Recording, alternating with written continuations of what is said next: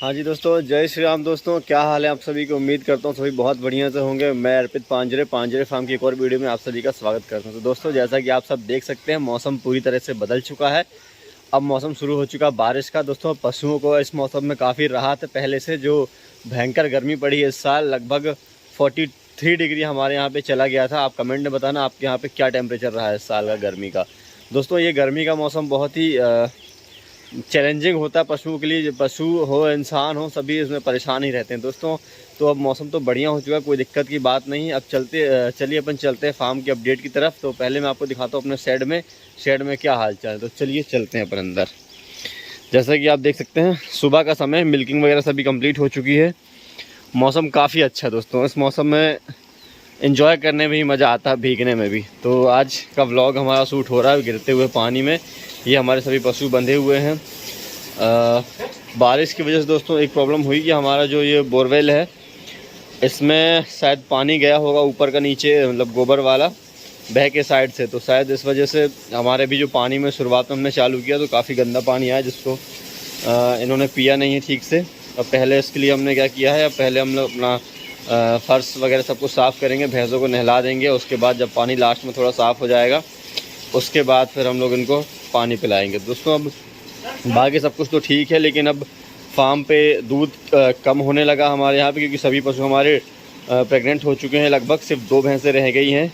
एक तो वो हमारी फर्स्ट नंबर की दीवार की तरफ से, और दूसरी ये वाली भैंस, ये पतली वाली, ये काफ़ी अब हेल्दी हो चुकी है, कोई दिक्कत नहीं। अब मैं इनमें दोनों भैंसों में ट्राई करने वाला हूँ सिंक्रोनाइजेशन। दोनों भैंसों को सिंक्रोनाइजेशन के थ्रू से दोनों को AI करके कंसीव करना किसी भी कंडीशन में। और बाकी चीज़ें हमारी, ये भैंस राजू 2 से कंसीव है, ये भैंस राजू 2 से कंसीव है, ये गवर्नमेंट सीवन से कंसीव है 3500 लीटर की स्ट्रॉ से। दूसरा ये वाली भैंस हमारी भीष्मा से कंसीव है। ये गाय हमारी कंसीव है गिर, और हमारी भूरी ये बुलेट से कंसीव है। तो दोस्तों अभी अब फार्म पे क्या है, दूध कम होने की स्थिति में है। दूध कम होता जाएगा, इसके लिए हमें अब नई व्यवस्था करनी पड़ेगी कुछ ना कुछ। तो देखते हैं, हम बनाएंगे जल्दी से जल्दी कुछ ना कुछ व्यवस्था। उसके बाद दोस्तों अपन चलते हैं अब घास की तरफ। तो घास की कंडीशन ये है कि हमने एक बार नेपियर की पूरी कटिंग कर दी है। 1 मिनट वहाँ चलता हूँ मैं। ये देखो, अब यहाँ से लास्ट तक हमने नेपियर की पूरी कटिंग कर दी है। बीच में हमने ये एक पेड़ छोड़ दिया था, ये वाला, ये देख रहे हैं। इसमें एक चिड़िया का घोंसला है, उसमें 4 अंडे हैं, उसको हमने छोड़ दिया। तो हमने पूरा कटिंग कर लिया। उसके बाद में हमारे पास अब घास की कंडीशन कम हो गई, तो उसके लिए दोस्तों हमने एक और नई जगह ली है, खेत, मतलब वो लगभग 1.25 एकड़ के आसपास है। उस पर हमने स्प्रिंट गोल्ड ज्वार लगाई हुई है, वो भी लगभग अब निकल चुकी है। तो मैं आपको अब आगे की वीडियो में वो दिखाऊंगा। और दोस्तों नेपियर जो हमारा ऊंची साइड पे, क्योंकि ये जो हमारा खेत है ये गहरा खेत है, ये सभी धान वाले खेत हैं, तो बरसात में हम नेपियर की कटिंग नहीं ले पाते, क्योंकि बरसात में इसमें काफ़ी पानी जमा हो जाता है। और ये जो ऊंचा वाला एरिया है, इसको हम लोग फिर से काट रहे हैं ताकि ये फिर से ग्रो कर जाए, जहाँ पे पानी नहीं भरेगा। इस तरफ का ये एरिया थोड़ा ऊंचा है और इस तरफ का ये एरिया थोड़ा ऊंचा, तो इतना एरिया हम लोग काट लेंगे फिर से। ये समझ लीजिए नेपियर अच्छी ग्रोथ करी है इसने, इस बार गर्मी में भी बढ़िया ग्रोथ करी है। और उसके साइड वाला खेत जो हमारा बरसीम वाला था, इसमें हमारी धान की तैयारी हो चुकी है।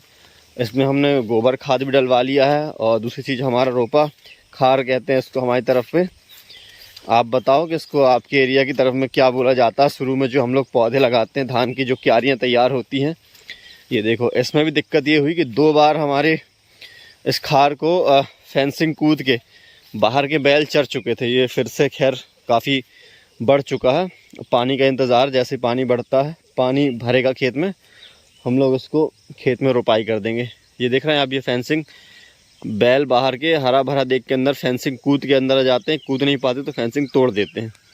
इस तरीके से इसमें 2 बार हमारा नुकसान हुआ। और दोस्तों एक चीज़ और बताऊं, नेपियर जो है ना, बहुत ही मजबूत और बेशरम घास कहना चाहिए इसको। देखिए, मैंने भरी गर्मी में, जब बरसीम हमारी ख़त्म हुई थी, तब मैंने इसके सिर्फ डंठल काट के यहाँ पे गड़ा दिए थे। तो ये पूरी गर्मी बिना पानी के रह गया। अब देखिए, जैसे ही पानी का मौसम शुरू हुआ, पानी मिलते ही ये बाहर निकल के आ गई। देखिए, यहाँ की जो मेड़ थी बीच की, हमने उस मेड़ के बीच बीच में मैंने कुछ इसकी गिल्लियाँ लगा दी थी नेपियर की, तो ये बाहर निकल के आ चुकी है। इस जैसे बीच की यहाँ की तो कुछ मर चुकी हैं। और इस तरफ भी देख सकते हैं आप, इस तरफ भी ये देखो, घास तो अच्छी है, फ़ायदेमंद है। इसका फ़ायदा आपको तभी मिलेगा जब आपके पास चाफ कटर हो, तब आप बहुत बढ़िया इसका रिज़ल्ट ले सकते हैं। दूसरी चीज़, आप इसको कोशिश करें कि कम से कम बहुत ज़्यादा हाइट इसकी ना होने दें। 6 फीट बहुत होगा इसके लिए। 6 फीट में ये अच्छा, क्योंकि 6 फीट के बाद फिर ये हार्ड होना शुरू हो जाएगा। 6 फीट भी मैंने ज़्यादा कह दिया। आप 5 फीट तक इसे काट लेंगे ना, बहुत बढ़िया रिज़ल्ट देगा ये। पशु भी आराम से खाता है, बिल्कुल वेस्ट नहीं करता, और सभी चीज़ों में, पशुओं में, दूध में, उनके हेल्थ पे, सभी चीज़ों में इसका इफ़ेक्ट दिखेगा आपको। तो ये थी हमारी धान की फसल। बरसिम वाले खेत में हम इस बार धान लगा रहे हैं। और चलिए अब मैं आपको लेके चलता हूँ हमारे नए खेत की तरफ, जो मैंने आपको काफ़ी दिनों से बताया नहीं था कि मैंने नई जगह पे घास लगा ली है। दोस्तों बारिश भी हो रही है हल्की हल्की। अब रेनकोट का समय है, रेनकोट डाल के अपन चलते हैं। मैं आपको दिखाता हूँ वो खेत कैसा है, कैसी उसकी तैयारी है और कितनी ग्रोथ कर चुकी है हमारी जो स्प्रिंट गोल्ड ज्वार है। मैं उसका पैकेट भी आपको दिखाता हूँ, वहीं खेत में ही छोड़ दिया है मैंने। तो दोस्तों चलिए चलते हैं अपन नेक्स्ट हमारे खेत की तरफ।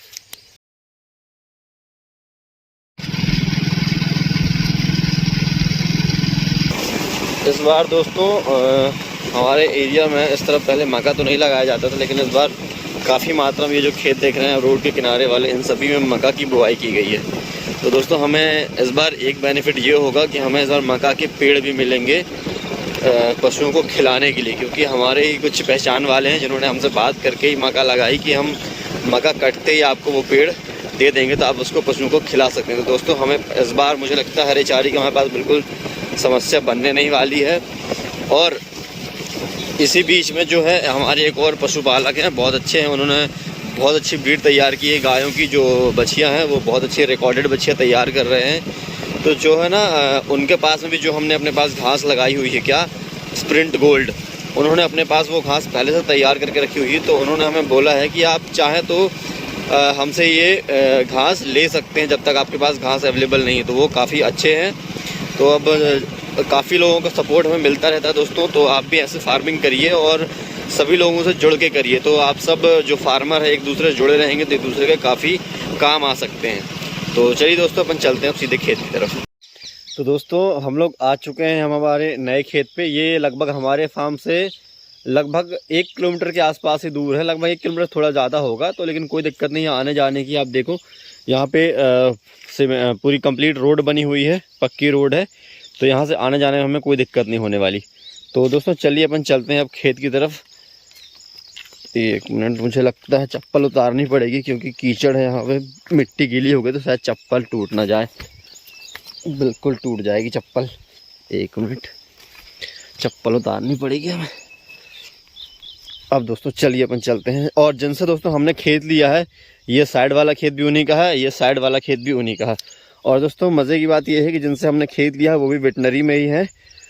उनसे हमारा काफ़ी पुराना, लगभग काफ़ी समय से उनसे हम जान पहचान है इस खेत पे। वो उनके पास ही पशु, तो वो इस खेत में पहले अपने पशु ही चराते थे। लगभग वो मतलब वो अपने पास देसी भैंसें ही रखते हैं, तो इस पर वो अपनी भैंसें चरवाया करते थे। लेकिन इस बार उन्होंने इस खेत में सफाई करवाई, काफ़ी कचड़ा हुआ करता था इन खेतों में। तो इसी बात से फिर मैंने कहा कि ये खेत आप मुझे दीजिए, मैं इस पर घास लगाऊंगा, इससे उनका खेत भी साफ़ रहेगा और खेत की केयर भी होती रहेगी। तो दोस्तों ये देख सकते हैं आप, ये देख रहे हैं आप, ये अपनी घास उग रही है छोटी छोटी, ये देख रहे हो आप। ये दोस्तों इसमें दिक्कत ये हुई थी कि जिस दिन सबसे फर्स्ट बारिश हुई थी, मैंने उसी दिन इसमें बुआई करी थी। और लगभग आधा तो मैंने बुआई कर दी थी और आधे को मैंने गिरते पानी में बुआई करी थी। दोस्तों मुझे बीज कम पड़ गया था। ये मैंने अपने पास जबलपुर से स्प्रिंट गोल्ड जो फोराजेन कंपनी का है शायद, उसका पैकेट वहाँ कहीं लास्ट में पड़ा हुआ दिख रहा है, मैं उसको आपको उठा के दिखाता हूँ चल के। तो दोस्तों हुआ क्या था कि जब मैं इसकी बुआई कर, मुझे मतलब दोपहर में ही मौसम समझ में आ गया था कि आज बारिश होने वाली है और काफ़ी तेज़ बारिश हुई भी थी उस दिन। तो मैंने इसको बारिश के पहले यहाँ पे बुआई कर दी थी। और जितना वो एरिया आप देख रहे हैं हरे के बाद वाला, उसको मैंने गिरते पानी में बुआई कर दी मार्केट से दूसरा लोकल बीज लाके। तो दोस्तों वो एक भी पौधा नहीं होगा और ऊपर ही ऊपर रह गया शायद, तो उसको चिड़िया वगैरह भी खा गई। उसके बाद फिर मैंने जबलपुर से फिर से वो पैकेट बुलवाया और उसमें फिर से जुताई करी। तो ये उगने के बाद दोस्तों लगभग 1 हफ्ते 10 दिन के बाद मैंने उसमें फिर से जुताई करने के बाद फिर से यही बीज को डाला है। अब देखते हैं वो उगती है या नहीं। वैसे उम्मीद तो है कि ये उग जाएगी। और दोस्तों पानी गिरा, लेकिन पानी काफ़ी ज़्यादा था, लेकिन ये खेत काफ़ी दिनों से सूखा पड़ा हुआ था, कोई कुछ नहीं था, तो इसमें उतने पानी का कोई असर नहीं हुआ। तो मुझे तो उम्मीद नहीं थी कि ये उगेगा, लेकिन फिर 1 हफ्ते के बाद इसमें अंकुरण शुरू हुआ और हमारा खेत लगभग हरा होना शुरू हो गया था। उसके बाद फिर पानी की दिक्कत नहीं बनी, पानी भी अभी अभी गिर रहा है हल्का हल्का, तो खेत में नमी बनी हुई है। तो इसमें भी काफ़ी पौधे उगे हैं, काफ़ी नहीं उगे हैं। तो दोस्तों ये थी खेती कंडीशन। तो मुझे तो नहीं लगता इस बार हरे चारे की दिक्कत होगी। तो चलिए मैं आपको दिखाता हूँ वो पैकेट कौन सा लगा है। ये देखिए, यहाँ से गांव वालों ने बीच से रास्ता बना लिया हो आने जाने का। अपन कुछ बोल भी नहीं सकते क्योंकि उन्हीं का गांव है। तो मैंने कह दिया कि आप बीच से ही आए, एक रास्ते बनाइए, उसको अलग अलग रास्ता मत बनाइए। तो इस तरीके से ये एक पगडंडी बना दी है बीच खेत से, तो आने जाने वाले लोग इसी रास्ते से आएंगे। ये देखो आप, इसमें काफ़ी सारे बीज पहले उग चुके थे जो दब गए थे, और जो नहीं उगे थे वो अब जाके अंकुरित हो रहे हैं। ये देखो, जैसा कि ये वाला पौधा देखो आप, ये अब इसमें अंकुरण शुरू हुआ है। पानी गिरते ही साथ जैसे नमी हुई है, तो अब इसके बाद तो मुझे लगता है ये काफ़ी घना हो जाएगा इस बार। अब अभी भी ठीक है, कोई दिक्कत नहीं है, कोई दिक्कत नहीं। घना हो तो भी उससे पौधे ज़्यादा मिलेंगे, हो सकता है फिर वो पौधे मोटे ना हो पाए, पर ठीक है, कोई दिक्कत नहीं, जो भी है अच्छा ही है। अब दोस्तों चलो मैं आपको पैकेट दिखा देता हूँ। तो दोस्तों ये देखो, ये है वो पैकेट, फोराजेन कंपनी का है ये, स्प्रिंट गोल्ड 3 किलो के पैकिंग में आता है। ये दोस्तों मुझे 160 रुपये किलो मिली थी, और इस पे MRP दिखाता हूँ, MRP 735 रुपये। ये देखो अब 3 किलो का पैकेट है, ये 160 रुपये किलो मिली है। तो इसके बाद यहाँ तो लगा लिया था, उसके बाद यहाँ पे बाद में बुआई करी है, तो इसमें भी पानी पड़ चुका है, तो इसमें भी अब पौधे निकलना शुरू हो जाएंगे। जी हाँ, शुरू हो चुके हैं।